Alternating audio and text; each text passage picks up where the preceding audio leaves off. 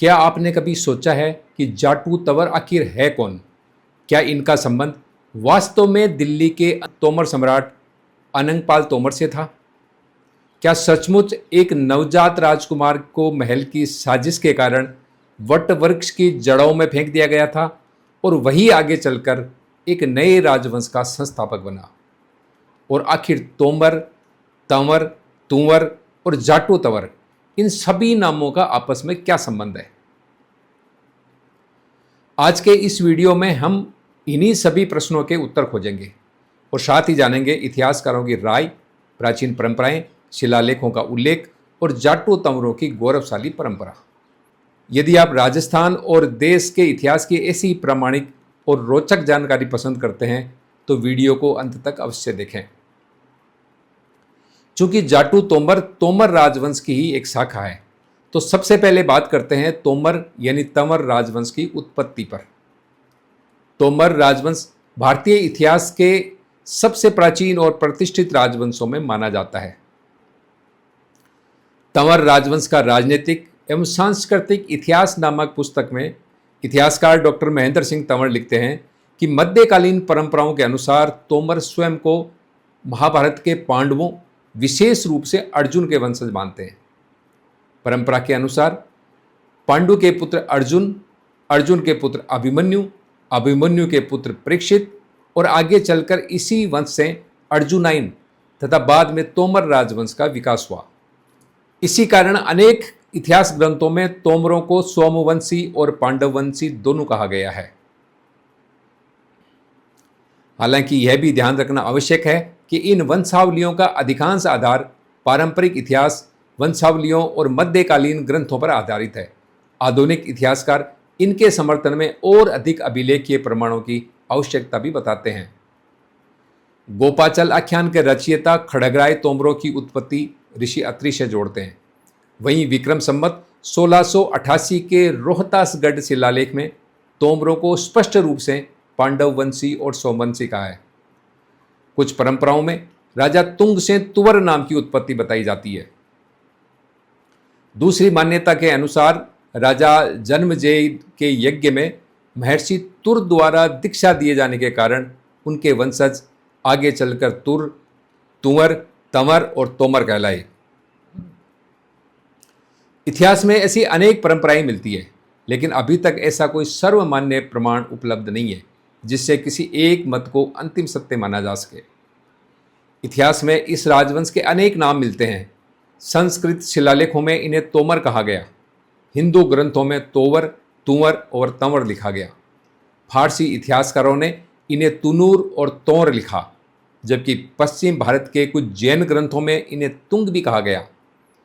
प्रसिद्ध इतिहासकार हरिहर निवास द्विवेदी ने अपने अध्ययन में तोमर शब्द को सबसे उपयुक्त माना है।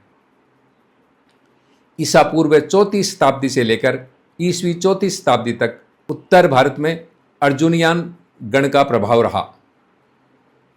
इनका क्षेत्र वर्तमान दिल्ली, मथुरा, आगरा, भरतपुर, अलवर और जयपुर के उत्तरी राज्यों तक फैला हुआ था। डॉक्टर महेंद्र सिंह तंवर का मत है कि संभवतः यही अर्जुनायन आगे चलकर तोमर कहलाए।